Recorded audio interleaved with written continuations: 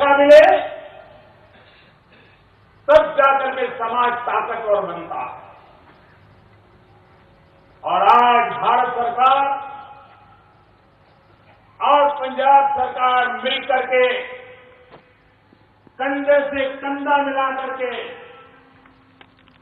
गांव, गरीब, किसान, दूर सुदूर के इलाके, उनके जीवन में बदलाव लाने के लिए जहां बिजली नहीं बिजली पहुंचे, जहां पानी नहीं पानी पहुंचे, जहां अस्पताल नहीं वहां अस्पताल बने, जहां स्कूल नहीं वहां स्कूल बने, उस काम पर बल दे रही है। और उसी के तहत आज बठिंडा में 925 करोड़ रुपए से ज्यादा, करीब 1000 करोड़ रुपए की लागत से एम्स का निर्माण होने जा रहा है। ये एम्स सिर्फ बीमारों की बीमारी दूर करेगा ऐसा नहीं, पैरामेडिकल की शिक्षा, नर्सिंग की शिक्षा, डॉक्टरी की शिक्षा, यहां के नौजवानों के जीवन में पूरा उनका भविष्य और एक पीढ़ी का नहीं, आने वाली पीढ़ियों का भी भविष्य बदलने की ताकत इस एम्स की योजना में बनी हुई है। कितना बड़ा भला होगा इस इलाके का, मेरे पूर्व वक्ताओं ने इसकी विस्तार से चर्चा की है। और जैसे बहादुर साहब कहते थे, उद्घाटन की चर्चा इस सरकार का स्वभाव है, जिस काम का शिलान्यास हम करते हैं उसका उद्घाटन भी हमारे ही कार्यकाल में करते हैं। वरना पहले सरकारें चुनाव आते ही हर गली मोहल्ले में जाकर के पत्थर खड़े करके आ जाते हैं, लोगों को समझा देते थे होगा वो होगा, और बाद में भूल जाते थे। हम तो योजना बनाते हैं तो पूछते हैं बताओ भाई किस तारीख को पूरा करोगे, अब तब जाकर के देश में गति आती है। और इन दिनों तो मैंने देखा है, भारत सरकार प्रोजेक्ट जो लेती है उसकी जो तारीख तय करती है और फिर बनाने वालों में स्पर्धा खड़ी हो जाती है। कुछ लोग तो समय से पहले पूरा करते हैं और ऐसे लोगों को मैं पुरस्कार भी देता हूं ताकि देश में जल्दी काम करने की आदत बन जाए। भाइयों बहनों,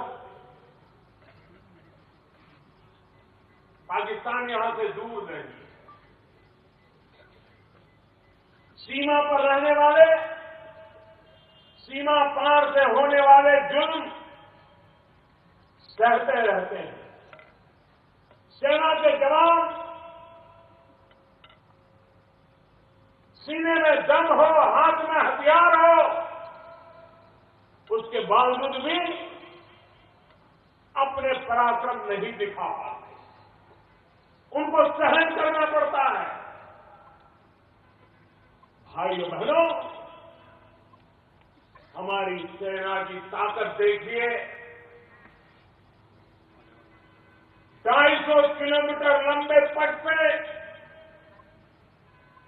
जब हमारे सेना के बहादुर जवानों ने सर्जिकल स्ट्राइक किया, सीमा पार बड़ा हड़कंप मच गया। अभी भी उनका मामला ठिकाने नहीं लग रहा।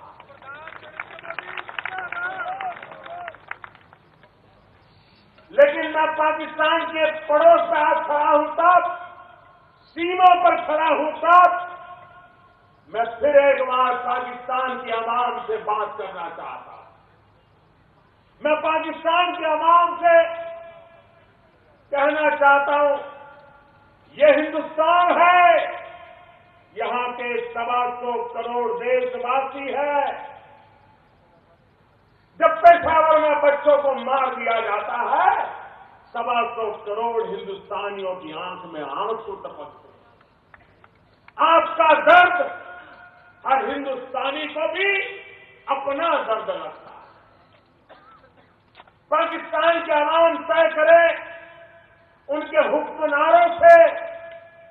जवाब मांगे, अरे लड़ना है तो भ्रष्टाचार के खिलाफ लड़ो, लड़ना है तो काले धन के खिलाफ लड़ो, लड़ना है तो जाली नोट के खिलाफ लड़ो, अरे लड़ना है तो गरीबी के खिलाफ लड़ो। ये भारत के साथ लड़ाई लड़के खुद को भी तबाह कर रहे हो और निर्दोषों का मौत के गुनहगार बनते चले जा रहे हैं। और इसलिए पाकिस्तान की अवाम भी गरीबी से मुक्ति चाहती है। कोई कारण नहीं है अपने राजनीतिक उल्लू सीधे करने के लिए ये तनाव का माहौल बनाए रखा जाता है। और अब पाकिस्तान ने देख लिया है भारत की सेना में दम कितना है, हमारे फौजियों की ताकत कितनी है, अब परिचय करवा दिया। भाइयों बहनों, Indo water treaty, Sutlej, Beas, Ravi, ये 3 नदियों का पानी, उसमें जो हिंदुस्तान के हक का पानी है, ये मेरे किसान भाइयों के हक का पानी है। वो पानी आपके खेत में नहीं आ रहा, पाकिस्तान के माध्यम से समुद्र में बह जाता है। न पाकिस्तान उसका उपयोग करता है, न हिंदुस्तान के किसान के नसीब आता है। मैं एक बड़ी मक्कमता के साथ आगे बढ़ रहा हूं। मैंने एक टास्क फोर्स बनाया है। ये इंडो वाटर ट्रीटी जो है, जिसमें हिंदुस्तान के हक का पानी है, जो पाकिस्तान में बह जाता है, अब वो बूंद बूंद पानी रोक करके मैं पंजाब के, जम्मू कश्मीर के, हिंदुस्तान के किसानों के लिए वो पानी लाने के लिए प्रोटेक्शन कर रहा है। भाइयों बहनों, कोई कारण नहीं है हम हमारे हक का भी इस्तेमाल न करें और मेरा किसान पानी के बिना तरसता रहे। आपके मुझे आशीर्वाद चाहिए भाइयों बहनों, आपके खेतों को भी लबालब पानी से भरने का इरादा लेकर के मैं चल रहा हूं। पानी की समस्या के समाधान है, मिल बैठ करके रास्ते निकल सकते हैं।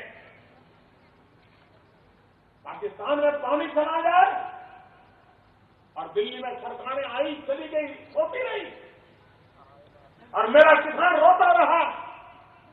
आइए बहनों, और पंजाब के किसान को तो अगर पानी मिल जाए तो मिट्टी में से सोना पैदा करके देश की तिजोरी भर देता है, देश का पेट भर देता है। उस किसानों की चिंता करना, उनका हक दिलाना, ये दिल्ली में बैठी हुई सरकार भी बादल साहब के साथ कंधे से कंधा मिला करके चलने वाली सरकार है। भाइयों बहनों, मैं आज किसानों से एक बात आग्रह से करना चाहता हूं। कोई ये तो कहेगा कि मोदी को राजनीति आती नहीं है, चुनाव सामने है और किसानों को ऐसी सलाह देता है। मेरे किसान भाइयों बहनों, मुझे चुनाव के गणित से कोई लेना देना नहीं है। मुझे तो मेरे किसान का भला हो, यही मेरा हिसाब किताब है।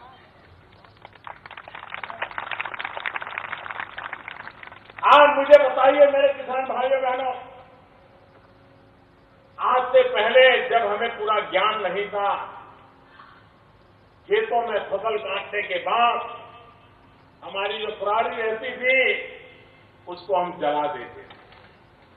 तब हमें ज्यादा ज्ञान नहीं था, हमको लगता था कि इसके कारण खेत बर्बाद हो रहा है, जला दो। कभी जल्दबाजी रहती थी इसलिए जला दो। लेकिन अब विज्ञान ने सिद्ध कर दिया है कि जिस खेत में जो फसल होती है उसकी फसल काटने के बाद जो वेस्टेज निकलता है, पराली कहे कुछ भी कहे, वो उस खेत में जो धरती माता है उसका उत्तम से उत्तम खुराक हो गई है। अगर उसी को एक बार मशीन घुमा दे, ट्रैक्टर घुमा दे, जमीन में गाड़ दे, तो आप ही के खेत की वो धरती माता की अच्छे से अच्छी खुराक होती है। मेरे किसान भाइयों बहनों, जैसे धरती मां को पानी की प्यास लगती है, वैसे धरती मां को भूख भी लगती है, उसको खाना भी चाहिए। ये पराली अगर उसके पेट में फिर से डाल दोगे तो ये धरती मां आपको आशीर्वाद देती है, उससे 10 गुना आशीर्वाद देगी और आपका खेत फले फूलेगा भाइयों। और इसलिए इसको जलाओ मत, ये आपकी संपत्ति है। अरबों खरबों रुपये की संपत्ति मत जलाओ। और मैं सिर्फ पर्यावरण के नाम पर बातें करने वाला व्यक्ति नहीं हूं, मैं तो सीधा सीधा किसान की भलाई की बातें करने वाला हूं। और इसलिए पंजाब हो, हरियाणा हो, पश्चिम उत्तर प्रदेश हो, उत्तरी राजस्थान हो, हम ये पराली न जलाएं। और अब तो विज्ञान आगे बढ़ रहा है, ये वेस्टेज में से इथेनॉल बनने की संभावनाएं सामने नजर आ रही है। भारत सरकार उस पर बड़ा तेजी से काम कर रही है। आने वाले दिनों में हमारे किसानों को उसका लाभ मिलेगा, और जब लाभ मिलेगा तो पराली से भी पैसा आएगा। और इसलिए मेरे भाइयों बहनों, आज से संकल्प करो, हमारी धरती माता का हक का जो खाना है उसको हम जला नहीं देंगे, उसको उसी जमीन में गाड़ देंगे। वो खाद बन जाएगा, मां का पेट भी भरेगा, उत्तम फसल भी होगी, जो देश का भी पेट भरेगा। और इसलिए मैं आपसे आज आग्रह करने आया। भाइयों बहनों, आप जानते हैं भ्रष्टाचार ने, काले धन ने इस देश के मध्यम वर्ग को लूटा है, उसका शोषण किया। और भ्रष्टाचार, काले धन ने गरीबों को उसके हकों से वंचित रखा। मुझे मध्यम वर्ग का शोषण बंद करवाना है। उनके लिए लूट जो हो रही है वो लूट बंद करवानी है, और मुझे गरीबों का जो हक है वो हक दिलवाना। कुछ भी काम करो, बच्चे को स्कूल ले जाना है तो भी स्कूल वाला कहता है चेक से इतना लेंगे, कैश में इतना लेंगे। जमीन खरीदती है, बोले कैश से इतना लेंगे, चेक से इतना लेंगे। अस्पताल डॉक्टर के पास जाना है, कैश इतना दो, चेक इतना दो।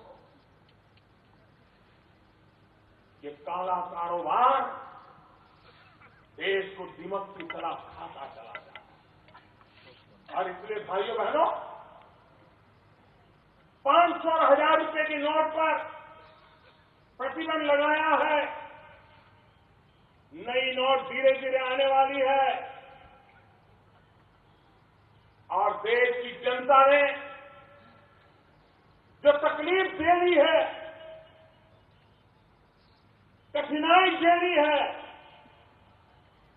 भाइयों बहनों, करोड़ों करोड़ों देशवासियों का शुक्र गुजारने के लिए मेरे शब्द भी कम पड़ जाते हैं।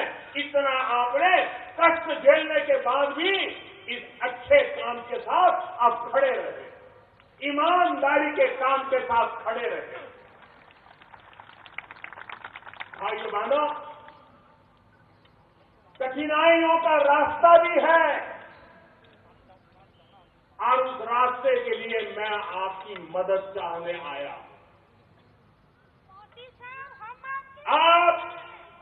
आपका जो पास मोबाइल फोन है वो सिर्फ मोबाइल फोन नहीं है। आपके मोबाइल फोन को आप अपनी खुद की बैंक बना सकते हो। आपके मोबाइल फोन को बटवा बना सकते हो, एक भी रुपये का कैश नोट न हो, तो भी आज का विज्ञान ऐसा है, टेक्नोलॉजी ऐसी है, अगर आपके पैसे बैंक में जमा पड़े हैं तो आप मोबाइल फोन से बाजार से खरीदी कर सकते हैं, मोबाइल फोन से पेमेंट दे सकते हैं, हाथ को रुपये को छुए बिना भी आपका पूरा कारोबार कर सकते हैं।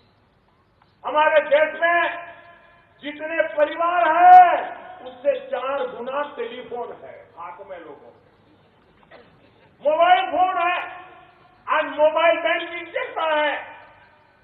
भविष्य में भी भ्रष्टाचारियों को फिर से अगर उठने नहीं देना है, काले धन वालों को उठने नहीं देना है, तो मैं देशवासियों से आग्रह करता हूं कि आप अपने मोबाइल फोन में ही बैंक का ब्रांच बना दो। मोबाइल फोन पर बैंकों के ऐप होते हैं, उसको डाउनलोड करिए।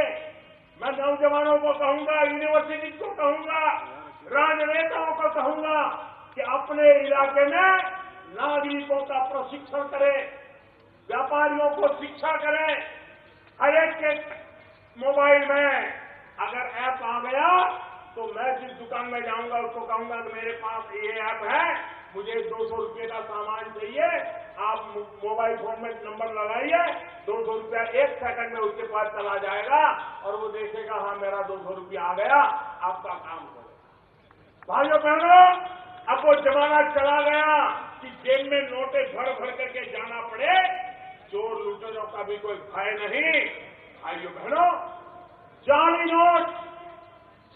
नोट इसने हमारे देश के नौजवानों को तबाह किया। मेरे देश के नौजवानों को बचाने के लिए जाली नोटों का भी खात्मा करना ये समय की मांग है। और इसलिए मेरे प्यारे भाइयों बहनों, मैं आपसे आग्रह करता हूं, मैं आपसे आग्रह करने आया हूं कि आप पूरी समर्थन दे करके ये देश को महान बनाने का जो अभियान चला है, उस अभियान में कंधे से कंधा मिला करके चलिए, हर किसी की मदद कीजिए और हमारे पंजाब को आगे ले जाइए। ये पंजाब का सौभाग्य है, ये बादल साहब जैसे ऐसे महान नेता पंजाब की धरती पर है। ये देश इस बात का गर्व करता है, जब हिंदुस्तान के यंगेस्ट चीफ मिनिस्टर की चर्चा होती थी तो कहा जाता था भारत का सबसे यंगेस्ट मुख्यमंत्री है तो प्रकाश सिंह बादल है। और आज हिंदुस्तान में सबसे वरिष्ठ मुख्यमंत्री कौन की चर्चा होती है तो वो भी प्रकाश सिंह बादल है। इतने लंबे अरसे तक जनता जनार्दन का एक व्यक्ति के प्रति विश्वास, ये कितना बड़ा तपस्या का रास्ता है जो हम सब अनुभव करते हैं। आइए भाइयों बहनों, पंजाब के भाइयों बहनों, पंजाब के उज्जवल भविष्य के लिए ये दिल्ली आपके साथ है, दिल से आपके साथ है, मिलकर के चलना है, नया पंजाब बनाना है, ताकतवर पंजाब बनाना है, यहाँ के नौजवानों के जीवन को बदलने वाला पंजाब बनाना है। और एम्स से एक नया चैप्टर खुल रहा है जो स्वस्थ पंजाब की दिशा में एक महरूम कदम होगा। मैं फिर एक बार आप सबका बहुत बहुत धन्यवाद करता हूँ, बादल साहब का धन्यवाद करता हूँ।